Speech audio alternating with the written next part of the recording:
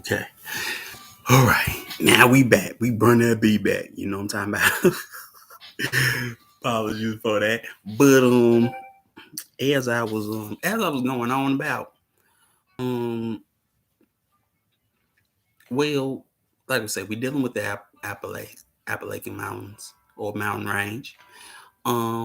This was a mountain range that was basically outside of basically outside of 13 colonies. And all right, good thanks, Aki Antonio. And at first it was unwanted land. You didn't want to live there. But lo and behold, as time went on, people started to live there. Um, Many different ethnicities. Now, one main ethnicity that is known, well, one um, is the Scots Irish.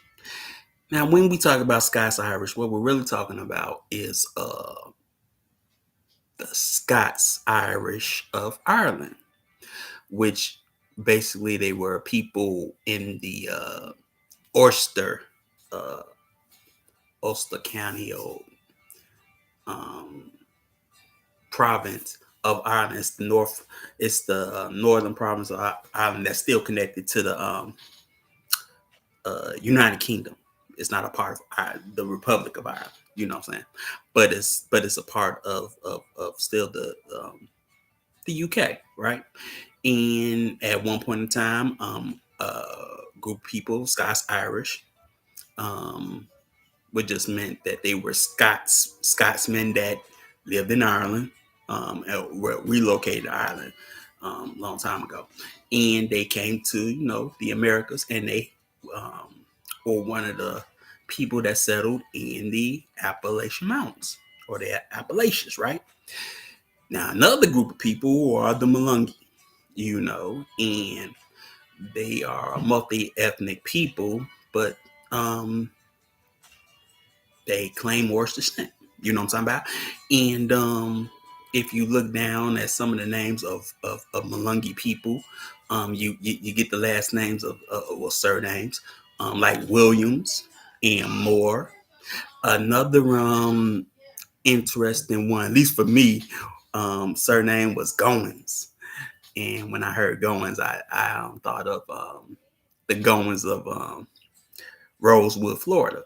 you know, um, if y'all know the story or seen the movie, you know what I'm talking about. So that's what I was thinking about, and so that's what we're dealing with. And when you deal with that culture, you deal with your rum runners and your moonshiners. When Prohibition was around, and they were famous for tweaking those old Model Ts to run away from the law. And they're also synonymous with um, family feuds or clan feuds, which this movie deals with. One famous family, a clan feud, which deal with the Appalachians, is the Hatfields and McCoys, which deals with the Hatfields. They come from the West Virginia side, and the McCoys, they were on the Kentucky side, right? Now this is a famous one. It's not the most bloody, but it was the most famous one. They had cartoons and movies about it, and documentaries and things like that. And these were two families that lived on both sides of uh what was it? A fort, well, part of a river. I thought thought I could remember it, but I can't right now. Um, Tourist Fork. It's something Fork, right? But usually they say that the feud started with uh like Romeo and Juliet love affair between Hatfield and McCoy.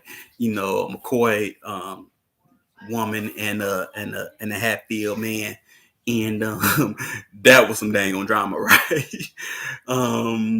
Because that didn't even last long, and more importantly, um, shoot, well, the woman,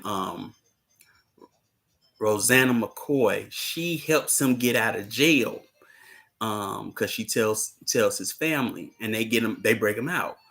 But the thing is that he leaves her while she's pregnant and goes to marry her cousin, which is weird. And the family got bad blood, but they had bad blood before all of that went on. And that feud lasted for 30 years plus, you could say. But it deals with, clan politics and clan uh justice and clan warfare in a sense, and that's what this movie deals with. But in this sense, you have a black family called all in the middle of it, you know, and that's where we're gonna start. So you have the main character Lemon, she's she lives in wooden, we would say wooden shack, in the Appalachians, and with her son Coy and her husband Tarly, right? Now Tarly is off and they don't know where he is.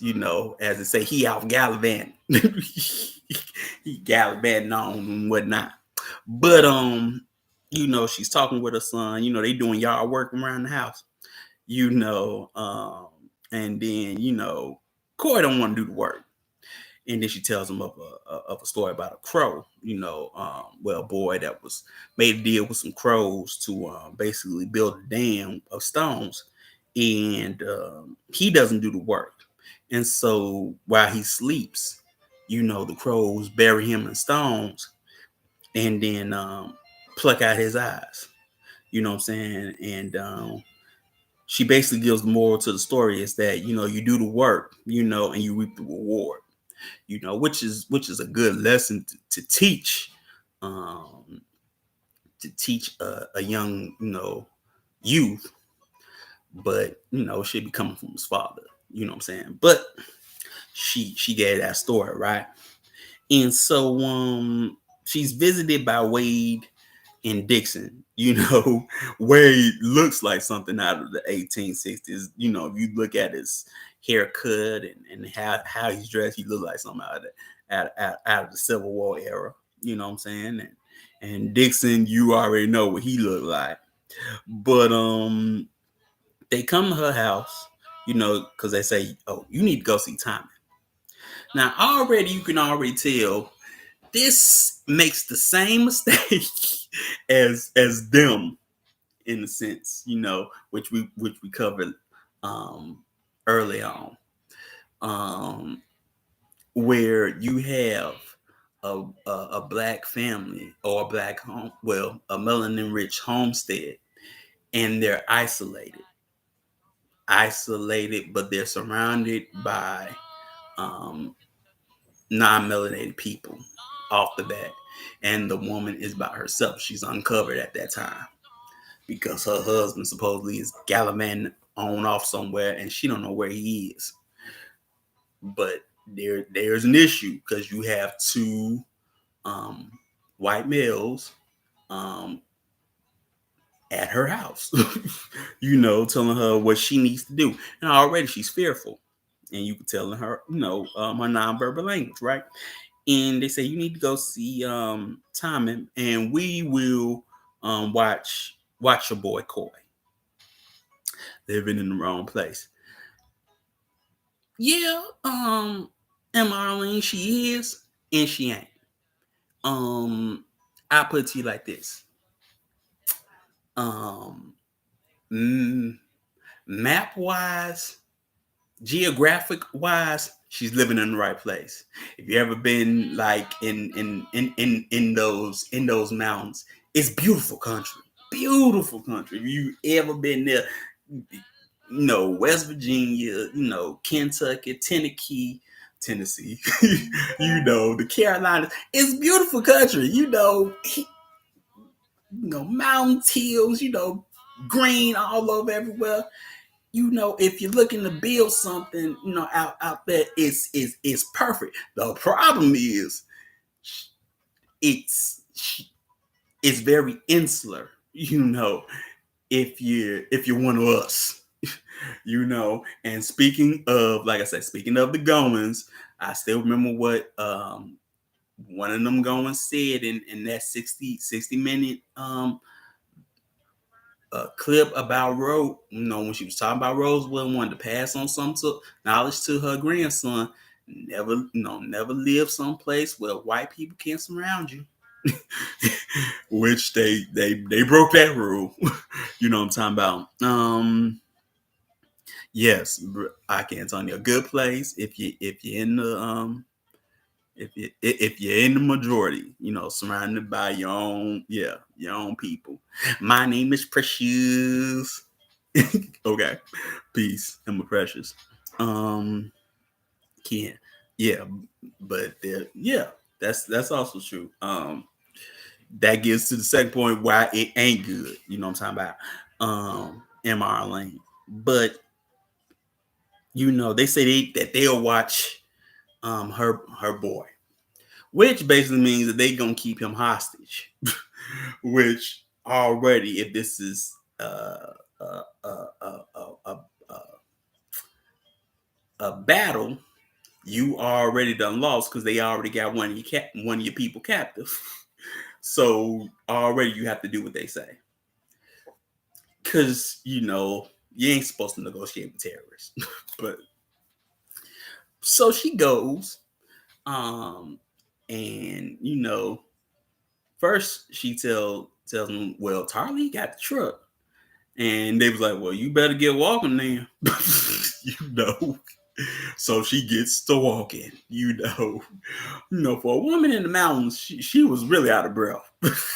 I found that interesting. Like, you live in the mountains and you got a breath that quick? Wow, interesting. But she takes the the unmarked or untrailed path to where Tommy is. And as you see, there's a wooden post on their land that says Runyon. Also, if you know something, I just talked about the Hatfields and McCoys. There is a Runyon that is associated with them during the Confederacy, during the Civil War. But yeah, I found that interesting too, that they use that last name or that surname. You know what I'm talking about? And I enjoyed this movie a lot. I bet you did. My precious. I bet you did. I bet that just sparked your mama P energy right to the bone. But so she goes see Tommy, and you think that with a name like Tommy and the way that it's spelled, she was going to go see a man. But no, she goes to see a woman. And she meets her, and Tommy tells her, that her husband needs to return something that he took, because he owes a debt, to them. And they gave him some work. We'll just say like that. They gave him some work, and if he did that, the debt would be clean, right? But as they say, he got skunked. Now that's slang for one. It's slang for to be utterly defeated. You know what I'm saying? It means to be utterly defeated, and it means to run out on a bill or something like that, or rent. Basically, if you, I give you an example. If you ever dined and dashed before, that means that you just that the restaurant got skunked. If you did that, or if you ran out of paying your rent or something, that means that the landlord got skunked. Things like that. So that's when, if you didn't know what that meant, that's what she meant when he got skunked. but she gives Lemon a chance to make it up. Supposedly, what's interesting about um, Tommy is that every time you see her, she's always in the kitchen. She's always in the kitchen, and you would think that by the way the kitchen is set up and the things in the kitchen, this was in the 50s, maybe 40s. You know, by the way of what's in the kitchen, but it's not. One thing that always interested me while she was in the kitchen is that she had a rooster placed over her stove, and for any of you that had country grandmas, she probably had the same thing. I know mine did, and I was like, what does that mean? And to have a rooster in the kitchen, it means to have good luck or to get good luck, one of those country things. So if you didn't know, why she had a rooster in the kitchen, more than one. That's what it means to really have good luck. you know. Um, that's what that means, I'm a quit. You know, yeah, you got. That chick Tommy was a trip with her bacon tips, aka threats. Yeah, anybody tell you to put egg on a biscuit, they're ignoramus. It's like I've seen both sides done, but it depends on where you come from, you know. But they call it egg washing, But yeah, um, seems like she did well for herself. Yeah, I would say this when it comes to Tommy. What was interesting, or at least what I liked, was that she was in the home and the men were outside doing the work, putting in the work. You know what I'm saying? But it made her seem like the matriarch when really I would have liked to liken it to her being, the manager. If you ain't gonna see the patriarch or the boss, in the big house. You go see the little old woman in the kitchen, and she gonna tell you what you done did and what you need to make it right. But that's I guess the organized criminal mind in me. That's just what I thought. But as you can see, she's protected and she don't got to make no moves. All her male kin and family is making the moves while she just sitting there cooking, baking apple pies, drinking julep. you know. But yeah.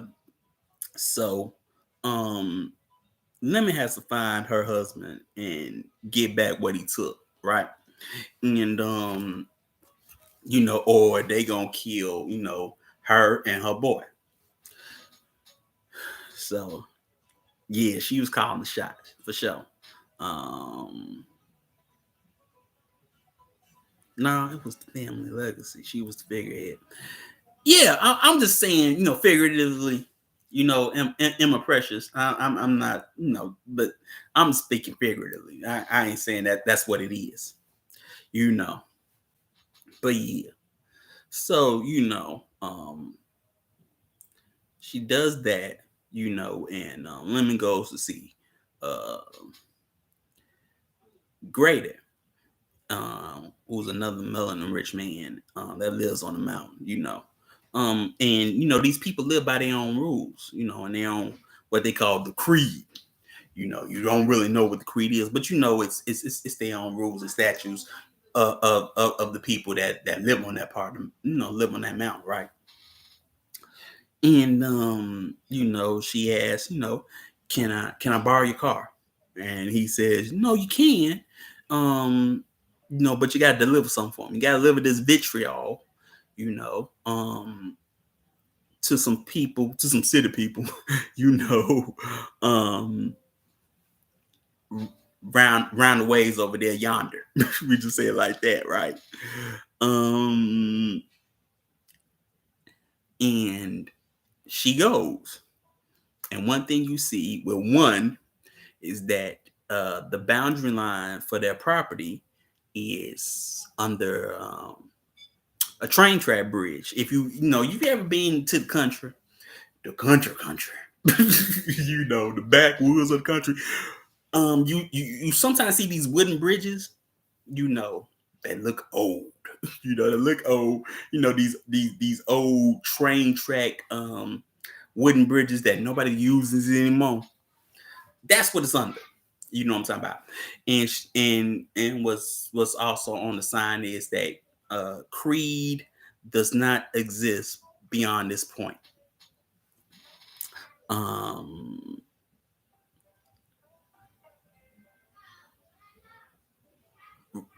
okay, got you. For sure, for sure, for sure. Emma Precious. I missed that.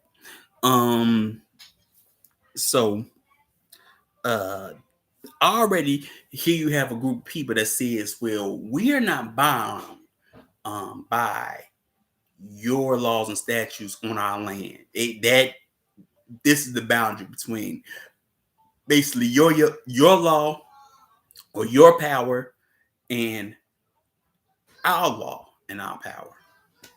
So she goes up there,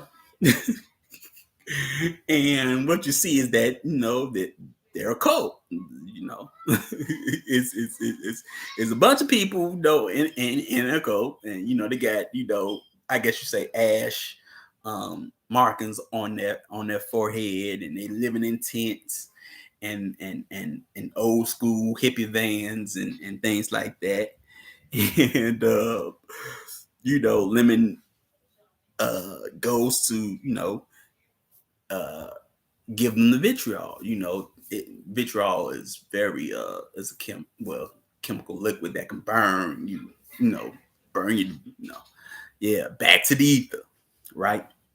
Now, mind you, when I saw this part, right, what I'm saying? Here I was saying, okay, one thing she messing up is why is she staying there? She need to get in, get out, get, if look, they owe him some money. Look, you don't even give them the package first. You get the money first.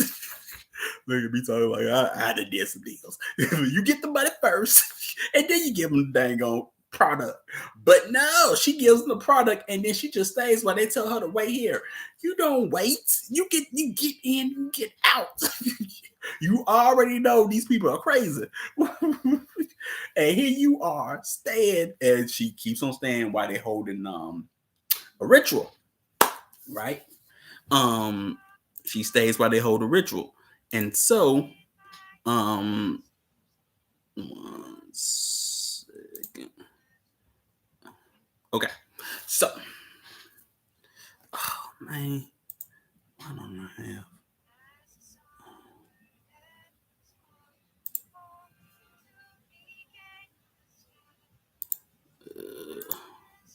I can only do so much. She done went with this the whole segment. Exactly. She stayed there. You know what I'm talking about?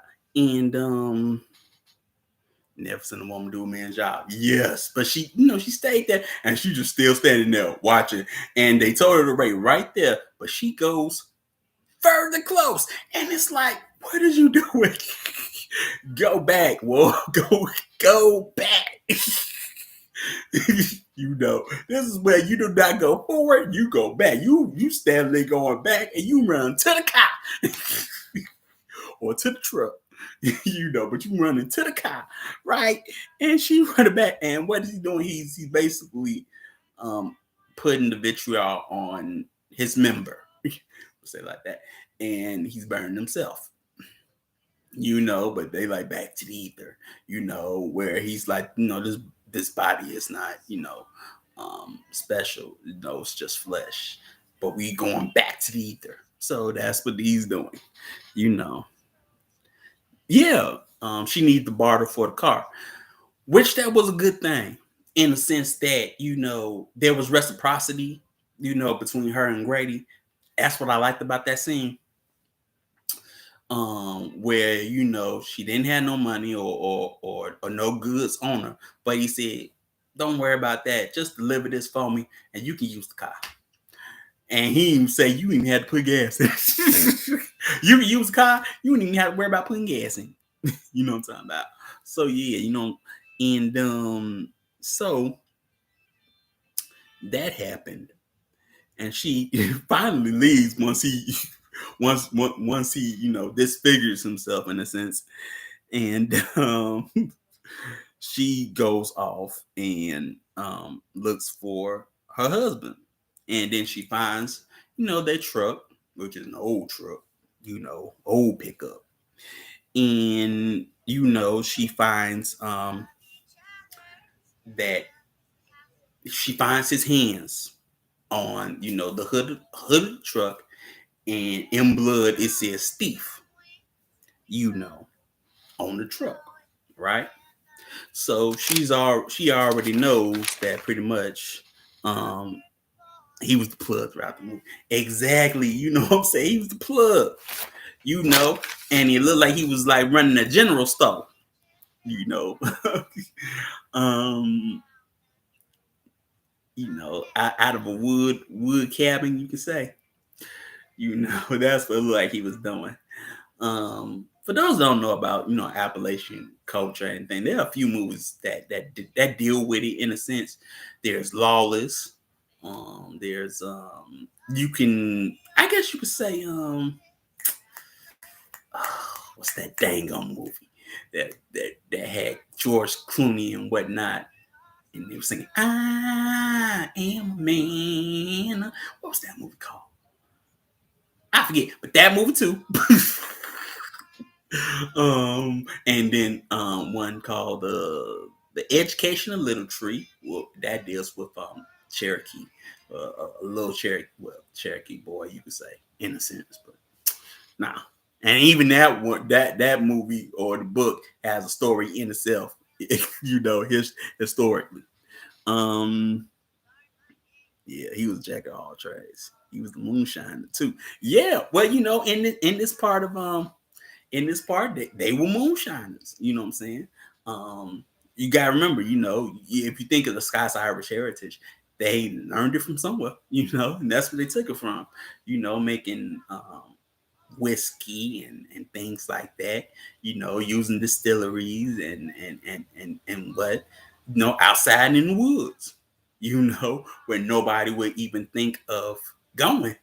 You know what I'm saying? And then they'll, ship the product to wherever they want to go. And that's how, they start souping up cars and stuff, to go faster so they can outrun the law. you know. Um, but yeah, he was an alchemist type. You could look, you saw the distillery. I thought he was, bringing moonshine until he said what it was. you know. But yeah, Um, so, you know, uh we have that, but she looks in the truck to see what he took.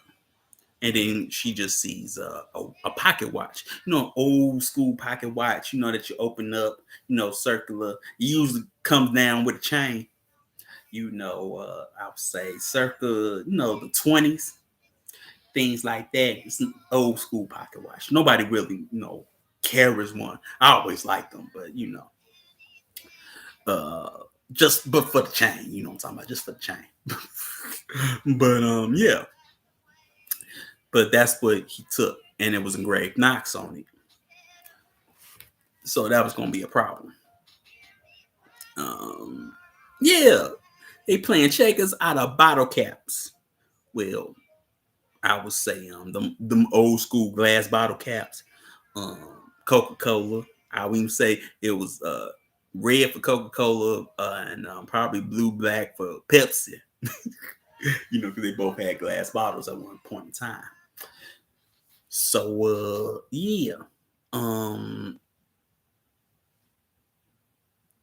so other than that,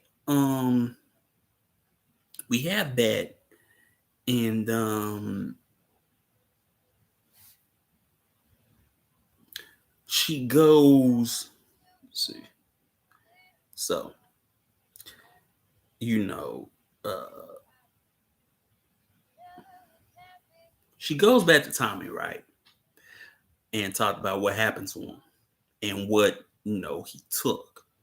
You know what I'm saying? Um, and she gives it to Tommy. She gives her the watch, the pocket watch, and try to clear all this thing up. Well, my husband, she's like, my husband's gonna be dead because he's liable to bleed out because ain't nobody found him. So she already knows that he's dead. If you lose both of your hands and you can't put a tourniquet on them, yeah, you'll be dead in not long. So especially arteries and things like that. So she goes back, she's mad at her, and here is Tommy, all smiles, still cooking, still cooking, and trying to give cooking advice. Picture that. but but yeah, she's giving cooking advice while she's cooking, but Tommy always keeps her cool. That's one thing you can see. She's always in control of her emotions, and she's not raising her voice or anything like that. She's always in control, basically, of the situation. But she gives her back to give her the watch and say, "Okay, the debt's over with." But she says, Tommy says, "No, it's not. That's supposed to be in the description. He took the wrong watch." And she's like, "Well, that don't matter. He took the watch." And I'm like, "No, you gonna get that dang on watch that he's supposed to get because he took the wrong one." So the debt still stands, right?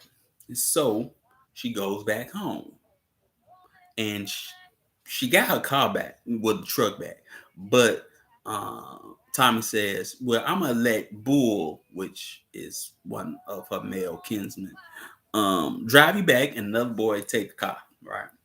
So she talks to Bull, and Bull's showing her where her son and Mace. Well, no, Wade and Dixon. I was about to say Mace, Mason Dixon, but Wade and Dixon are digging a hole, and he's basically giving her a threat. You know, um, I thought the discussion of the creed was interesting. Tommy was an arc, yeah, which means that she had some pull, in that sense. I don't sort of I didn't really delve into those type of politics on what an arc was, if it was actually something um in those in Appalachian culture. I didn't research that. But the fact that Lemon, said, "I'm gonna call the council," and things like that, just shows that they had a social structure of governance. You know what I'm saying? Which Tommy, being an arc, showed that she was a part of it.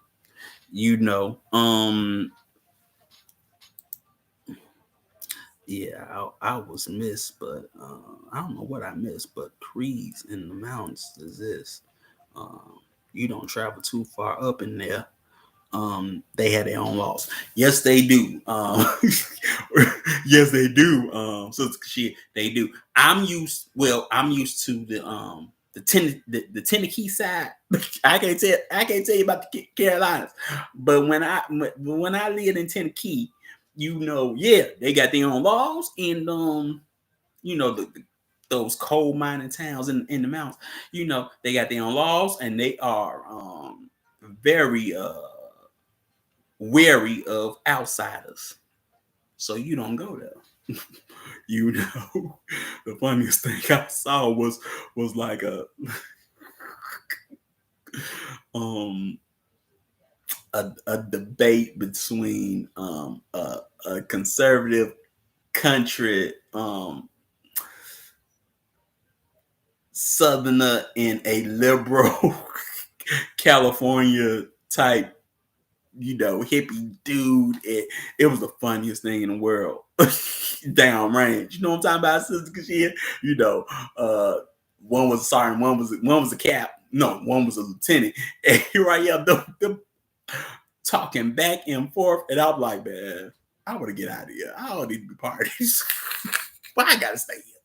But yeah, it's in North Carolina and VA and West Virginia and Kentucky and Tennessee and places nobody thinks of, things like that, because ain't no governmental eyes on those places, you know. But yeah, and then that's when um, well, he was Mossar started talking about those Appalachian people, because that's where he came from. He didn't look it, but that's where he came from. So, you know, it my so you pick up on those things, that these people, but it's actually quite smart because you live autonomous beyond the law. They ain't coming up there unless you do something down the mountain. You know what I'm saying? They ain't going up in those woods and mountain ranges, but they know you know what the land better than they do, and you can hide in them. It's the same thing with the Hatfields and McCoys. You know what I'm saying? They went up, the Hatfields went up in the woods because they had to look for them because they had a warrant out for them, because they killed um well Randolph McCoy's, which was the patriarch of McCoy's. They killed his sons, three of his sons, and then they raided his house and killed his daughter, his son, and beat up his wife. So they went go looking for these Hatfields, and they were hiding in the mountains. They got found, but the point is, you had to get people to go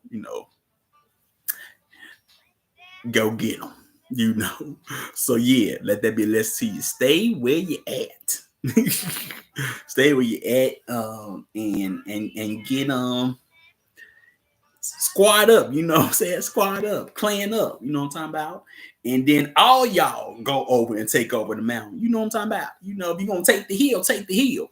I know you know what I'm talking about. Shit, we gonna take the hill, but we're gonna take it together. Yeah, we gonna all live on it together. Build a fire on the mountain. You know what I'm talking about? But yeah. So that happens. Um, but she finally, gets some courage and tells Wade and Dixon that, oh, y'all sleeping on the porch. Y'all are not coming in my house. I am a married woman. Now here you is saying that you are a married woman and you can't come in her house. But yeah, she just let them in like 30 minutes ago. And movie length wise, like, you just let them in. Now you want to talk about that? You could have showed that type of courage or governance at the start. You could have let them boys say what they had to say on the porch, which is what country people do in those times. You really didn't come into their house unless you weren't invited. But if you weren't invited, you say what you had to say on the porch. That's something I know. Trigger. Tommy knew better. No matter what she thinks, law was law. She was more frustrated. I feel that Lemon even knew that. Yeah.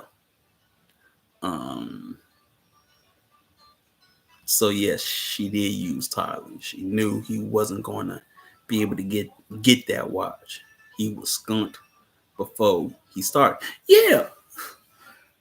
But that, Emma Queer, that was his fault anyway, because he should have had enough foresight to know that the mission, he was going to be skunked. So I don't have to say the F word.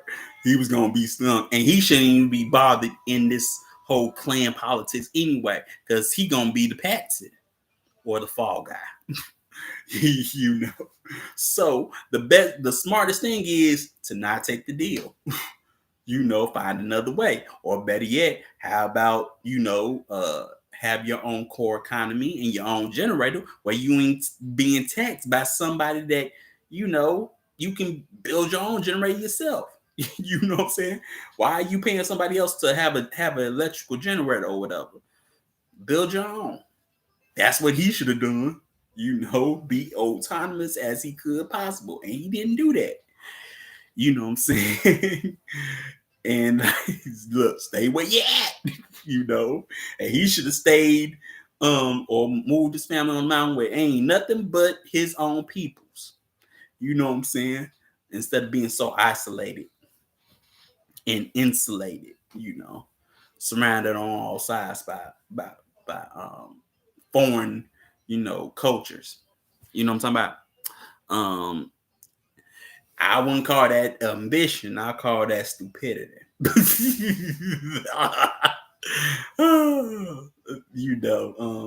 Saying that guy from Dang, I always pick up this movie. Saying that guy from Cherokee Kid never mistakes stupidity for courage.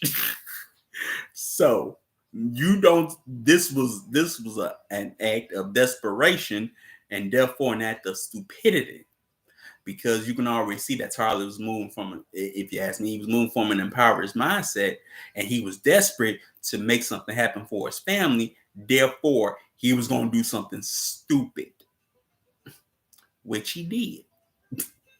So you never mistake stupidity for courage. See, do you see the gem in that? You know what I'm talking about? You don't mistake stupidity for courage. He didn't have a choice because that still goes back to the impoverished mindset. You know what I'm saying? He didn't have a choice. Of course he had a choice. That's always an escape. But but one thing you don't do is you do not let your adversary choose how you make the debt right. You choose how you make the debt right. And you see if they agree to it or not. And if they don't, you come up with something else. But you don't do what they say because you don't know what they got intended for you. As you can see in this dang on movie, they had something completely different from what he probably thought that they had intended for him. Oh, you just steal this and everything be all right. First off, that is a crime. You got me doing a crime to settle a debt. At first, I thought, oh, so you moving some weight? I mean, so y'all moving weight? I mean, if y'all moving weight, I mean, you get in, you get out. But this ain't moving no weight. This ain't big money, heavy weight. You know what I'm talking about? This is you going to somebody's house and stealing a watch. A watch? A pocket watch. Not a Rolex. A pocket watch. You know what I'm talking about? But you don't say, oh, well, he didn't have no choice. Of course he had a choice. He's the man. He has a choice. He has a brain. He can figure it out for himself. He knows what he should know what he can do and what he can't do. He knows right and he knows wrong. And he has the logic. You can even say the knowledge, wisdom, and understanding to figure out somebody is trying to play me and make me into the fall guy. This ain't gonna end well. This woman may say, oh, if I do this, the debt's gonna be clean. But then you have to ask, why does she want me to do it? Why can't she do it herself? Or why don't she send one of her own kinsmen to go do that? Why I gotta do it? Why is it me? She's taking advantage of me because I owe her something. That's why she's doing it. She ain't doing it because she thinks highly of me and she's looking out for me. No, she does not have my best interest at heart. She trying to play me. She's trying to set me up for the jicks, B. For the East Coasters in the room, she trying to set me up. But he didn't see it like that. He didn't have that foresight, which he should have that foresight. So you can't say he didn't have no choice. Yes, he did. He had the choice and he had the responsibility. You know what I'm saying? And if you're gonna steal, let you be the mastermind, not somebody else. Yeah, at least have that. Look, I'm just telling things. If you gonna steal, you be the mastermind. Don't let nobody else plan out your your hit, your hit or your well the outcome or anything like that. If you gonna steal, you be the mastermind and you be the leader. Why you following after some woman that don't leave the kitchen? You know what I'm talking about? Yeah, he put his family in grave danger. Of course, you have to have the foresight for that too. It ain't gonna end well. So, too blinded by his impoverished mind to see anything beyond the sickness. Exactly. Um, the payment was based on principle, an eye for an eye, two for a two, yeah, for life for life. So, um, Lemon has a nightmare of the crow, coming for her son, plucking out his eyeballs. And then, basically the next morning, she goes see Percy Knox, which is another arc, but he comes from another family and another clan, you know, and she talks to him about what happened and she asks these questions, but when she first goes there, she goes there with her hands up. She sneaks into the house first, but then she goes there with her hands up and says, already in surrenderance, as you can see. She's already in surrenderance. And, she says, your man's outside. He still got his double, he's got his shotgun out there because he got a gun pointed at it too. And all I just need is your ear to listen. And he says, you have it. And as you can see, he got the Victrola on the Victrola record player, if you saw it. But she asked him, basically, my husband sold something to you, and that was righteous. That was righteous. She already threw her husband under the bus. You know what I'm saying? But you did what you did to Tarlene. That was righteous. I ain't coming here for that. Already in surrenderance, right? But she asked, my husband was skunked, and did you have a problem or an issue with timing? And he's like, oh, well, me and her had a choice of words about an old oak tree, that's on my land that used to be, her people's land, but now they mine. And I tore down that tree because it's on my land. And she was mad about it. Oh, so now you see it's over a tree.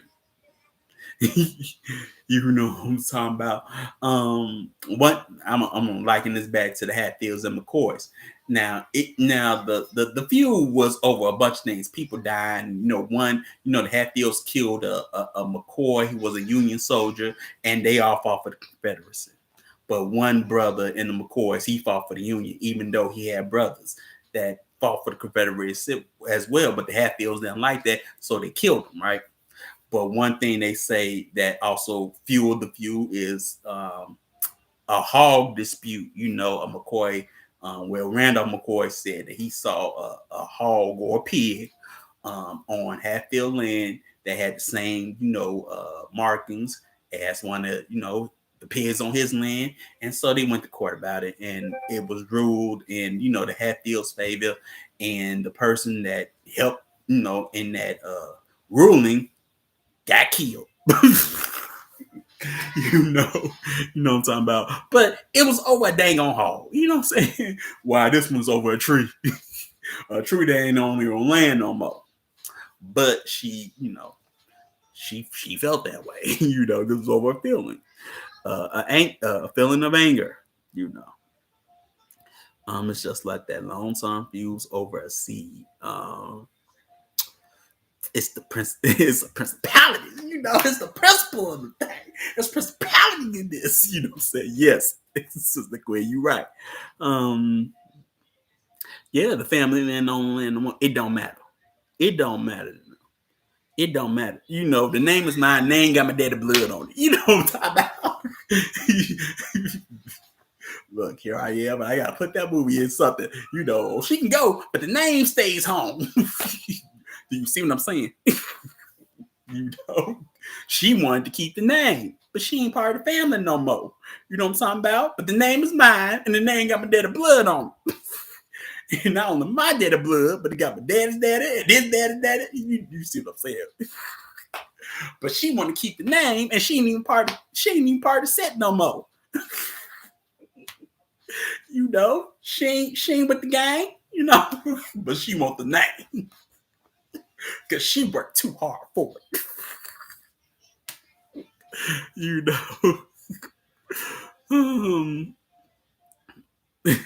Like the watching the movie, Life is What. Yeah.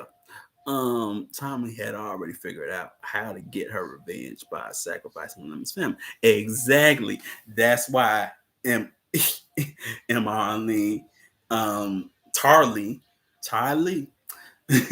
should have figured that out. He should have known that. Yeah. But she tries to, at the time she's still talking to Percy. She tries to talk it out with him to see how we can rectify all of this and get Tommy. But while she's talking to Percy, he ends up getting shot in the back, by Bull. And then Bull is going to kill Lemon. You know what I'm talking about? But she runs. Look, this is this drove me insane. This girl goes to get the 38, the Saturday night special that Percy done put on the Victrola, right? Now she gets the gun and she shoots 3 to 4 shots and all but one miss, and she shoots him in the leg. Now, mind you, she's shooting him point blank and you miss 3 times? I was like, I ain't gonna say the word that I use, but I'm sure y'all know what word I use. Or words. So it was like, how you miss? You point blank. The gun does it all. But he got on my nerve. Lemon couldn't shoot it all. I figured that that was for the sake of the movie. And look, if you live in the mountains, you know how to shoot because there's more than people coming up on your land. You gotta know how to shoot. You liable to see a coyote and a bobcat, something get you. A bear, something get you. So you gotta know how to shoot. But she couldn't even shoot point blank, which got on my nerve. You know what I'm talking about? Totally missed. Only in the movie. Exactly. They can't have a killing no. Oh, yeah, they couldn't have a kid killing no white man. But it is what it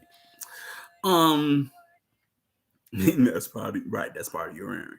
At least she aimed for the head. She might have hit him in the chest. She didn't hit him no place but the leg. Marlene. Don't give her the benefit of the doubt. No, we ain't doing that. She missed. She missed completely.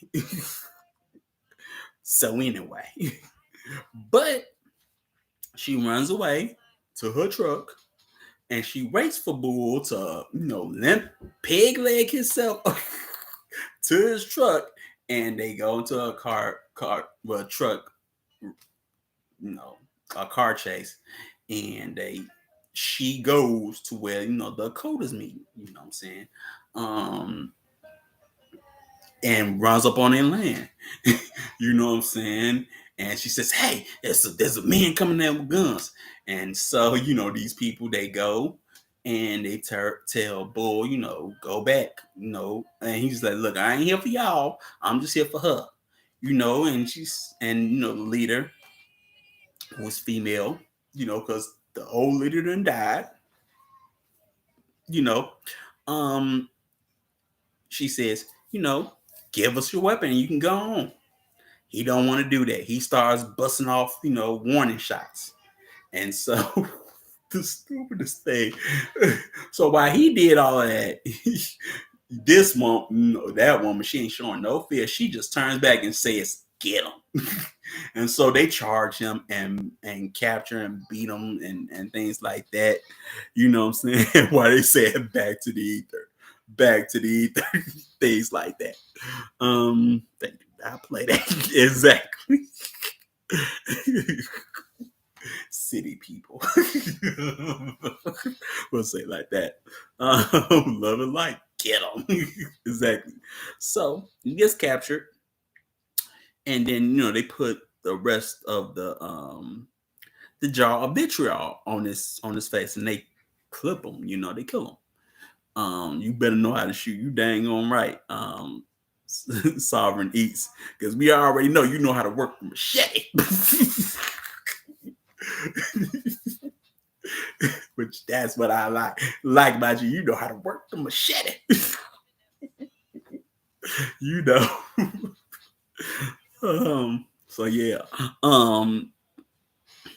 The heathens have their own creed. Exactly. So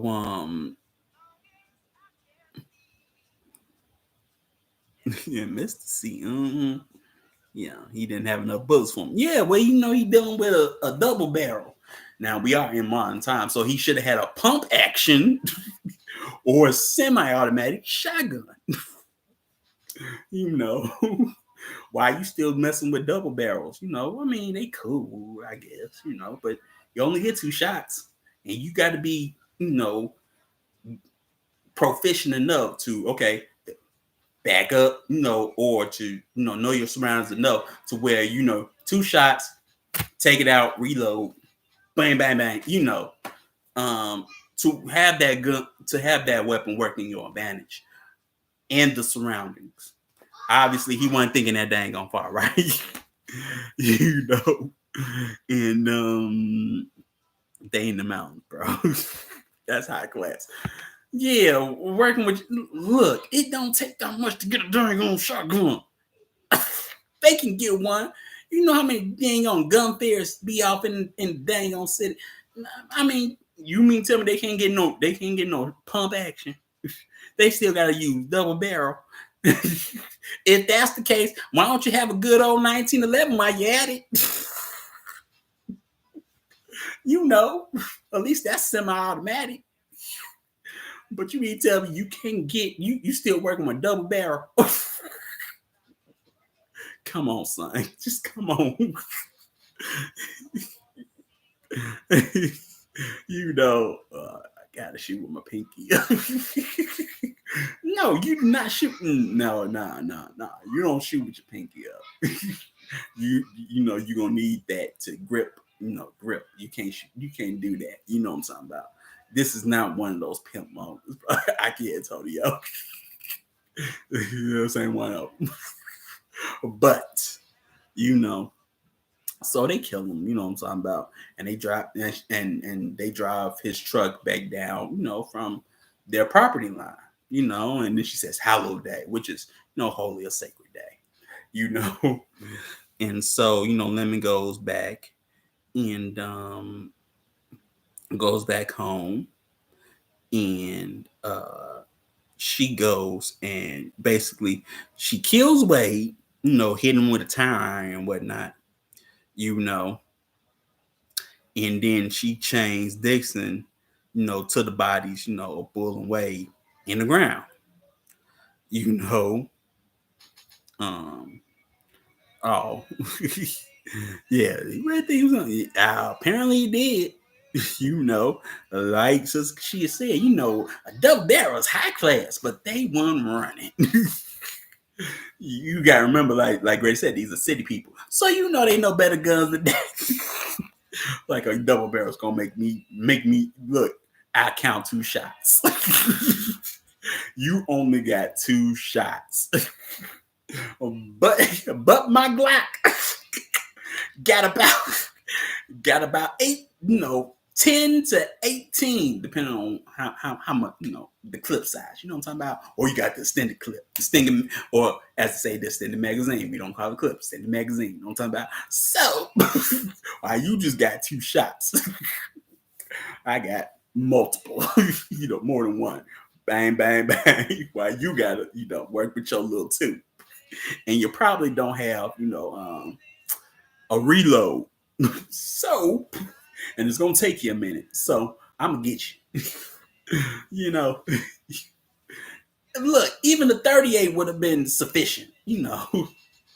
Um, today for today for weapon class. Look, you gotta know. Look, if you're going to use antique weaponry, at least know, you know, the the confines or the parameters on how you can use them to your advantage. You know, um, get them on a exactly. Since shit, you get them on a reload. You get them on a reload. That's why I'm like, where is the pump action? Those country folk. They be having pump actions right on the dashboard or in the back of the truck, hung up, ready. So here I am, like, why are you dealing with dang on double barrel? And it ain't even sawed off. I don't know. Maybe that's just how my mind works already, you know. But yeah, she does that, and she goes see Tommy, right? And she just upset killed Tommy with the dang on shotgun. And look, Tommy sees the gun pointed at her because she thinks it's like bullying them. She's like, "Oh, don't y'all, put that dirt on my dang on carpet or floor." But it's actually Lemon. She got the gun pointed at him and whatnot. And she's already trying to act like she's in control of the situation, talking about food recipes and stuff. And then that's when she gets shot. you know, Look, yeah, took two, well, I would say two double out, but to the to the body. She ain't getting up. For those that don't know, 000 buckshot is a shotgun cartridge that deals with pellets. Okay, shotgun pellets. There's many types of shotgun cartridges depending on what you're hunting. Buckshot, birdshot, things like that. Just for those that don't know. But yeah, she takes two of those. She ain't getting up, and while Lemon's in the kitchen, she goes and look at the rooster, like a cookie jar.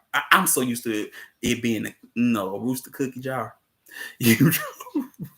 At least that's what it was in my family's houses, or my auntie's houses. That's the cookie jar. So she opens it, and at first she puts the watch, the Knox watch that was owned by his granddaddy, in the in the rooster jar. We just say jar, rooster jar, right? And she leaves, and she goes to talk to Grady, and she tells him to tell the Knoxes that they need to go over to the Runyon place to the get the watch that was taken. You know what I'm saying?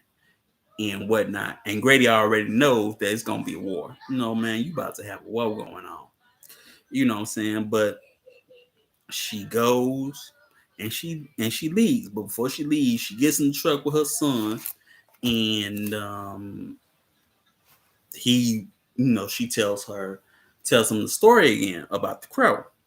How you do the work, you reap the reward, which you see how putting in work, that wet work. You know what I'm talking about? She putting in that work. She painting houses. You know what I'm talking about? She clipping. you know, she doing, well, she ain't doing chopper style, but you know what I mean. She ain't got chopper in the car. You know what I'm saying? She ain't popping the trunk. You know what I'm saying? But she putting it, she doing the work. Whether it's the work. Clapping. It's the work. But she's doing the work, and she reaped the reward, because in that rooster job was a wad of $100 bills. You know what I'm saying? It's all about the Benjamins. You know what I'm talking about? Um, and she reaped the reward, but she said, don't nobody owe you nothing in this world. You know what I'm saying? Which, we've heard, for us, we've heard that a lot. Yeah, you could say that too, M. Arlene, cleaning houses, painting houses, cleaning houses, yeah. Cha-ching, But she also says, that's only true if the game ain't rigged, against you. Which for his father, the game was rigged against him, but he didn't have the foresight to see it, which he should. So they drive down the mountain and ride off into the sunset, and that's the movie, right? You know what I'm talking about? Which it has a lesson, and it deals with a part of the country that nobody talks about anymore, or thinks about, in that sense. And I look, I honestly, I came with this. Oh man, I didn't think about highly about this movie when honestly it was requested. I was like, like I said, another horror movie, you know. And I don't know your taste yet, Emma Quinn. So I was running with fear, tripping like, what you done seeing me, you know? But you just seeing me a good one. And I was like, man, this is good, Besides, the the agenda, of the movie in a sense. But it was good, man. It was good. I was worried. Look, you 1 for 1 now. You ain't like, what Sister Kashia. She like 2 for 1. She 2 and 1. You 1 and 1. You good. You undefeated. You keep on coming. You know what I'm talking about? Some more blood, good spirits. For sure. Didn't know they got down. Yes, they do. The problem is, Ike Antonio, is you don't hear about it. You pretty much got to be from the country to know, and you got to be clicked in good to know the stories. You know what I'm saying? It's like well,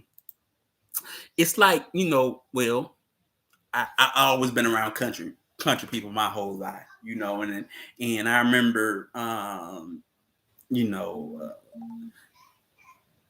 when I was in church, the pastor at at at my church, he said, I could take you down, because he's from Arkansas. He said, I could take you down to where I'm from, and I can just point to you on the trees on where everybody been hung from where I'm from. He could do that. You know what I'm saying? And he told us that, but he didn't tell nobody outside that. You know what I'm saying? But he told us that, us as little kids. You know what I'm saying? Because he liked us, And I was the historical person anyway, even as a kid. So of course he told me. You know what I'm saying? But you build a relationship with old people. You never know what they tell you. You know what I'm saying? You really never know what they will tell you. Especially those in country towns. Just you talking to them, and you practically ear hustle. And you see, you good peoples, they'll tell you something that you never knew before about certain events. You know what I'm talking about?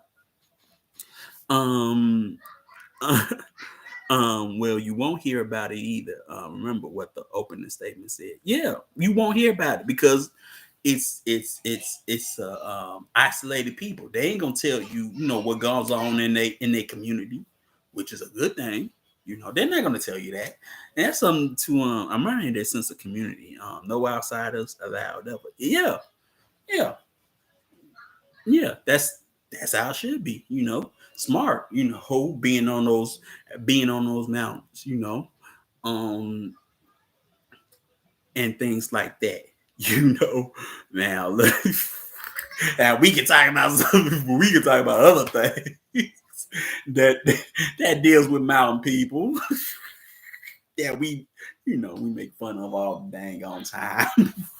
We do, but everybody make fun of it. But yeah, but like I say, it's beautiful country if you ever just went went through there.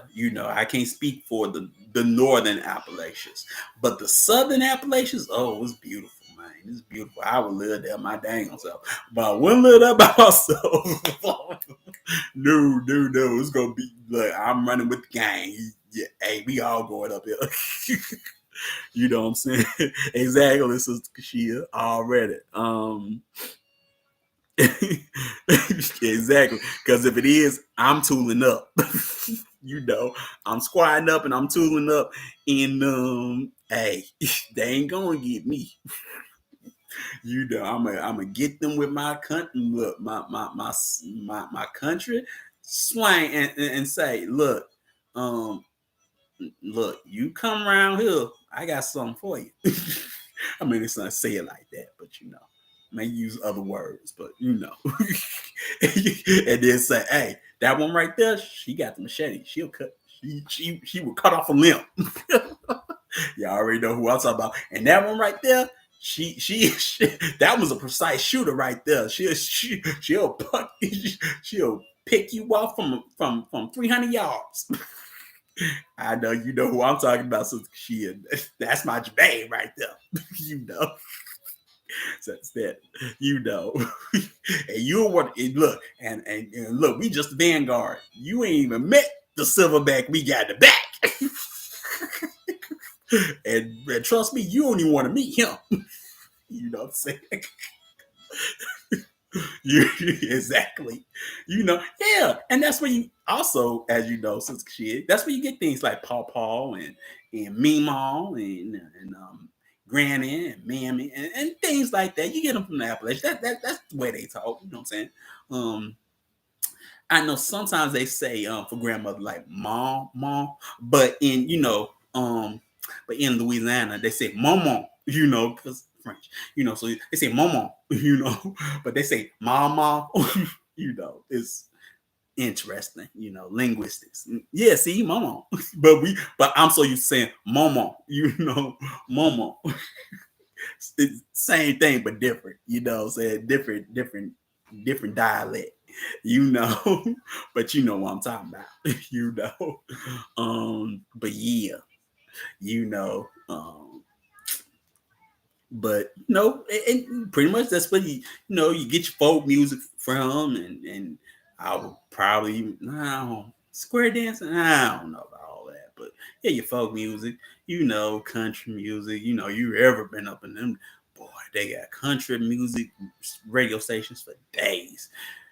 Yeah. And when you just want to listen to some, rap and things from your own, side side of town, UK. So you got to get with it.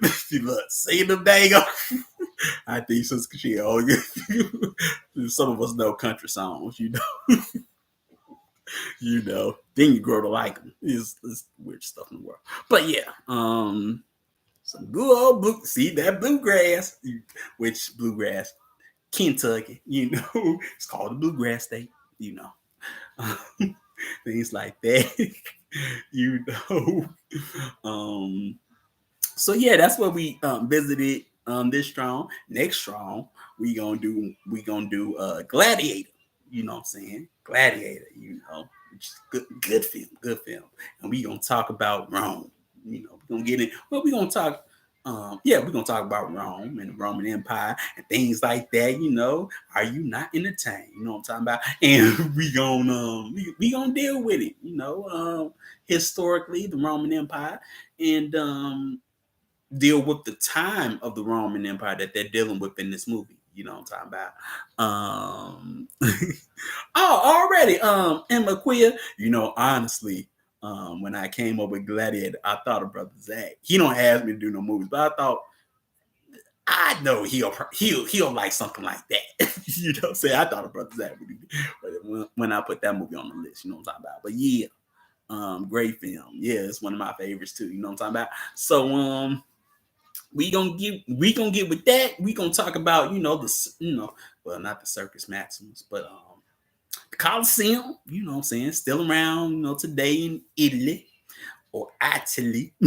you know and or Italia, you know, and in Roma or Rome, you know, and you know, few Roman emperors, you know, and how all of that came to be. We gonna, I guess, deal with the whole mob aspect. And when we talk about mob, we ain't talking about mafia. You know what I'm saying? We talking about mob. You know, we'll get into that as well. But uh for sure. Give thanks to everybody. And you know, we'll see you next strong. And don't forget to show out for Shamanu on our new life global ministry. Or a new life global, really. Y'all about to say the whole thing. But yeah, so told out everybody, and like I said, we will be on it for Gladiator next strong. So hope to see you then. So peace.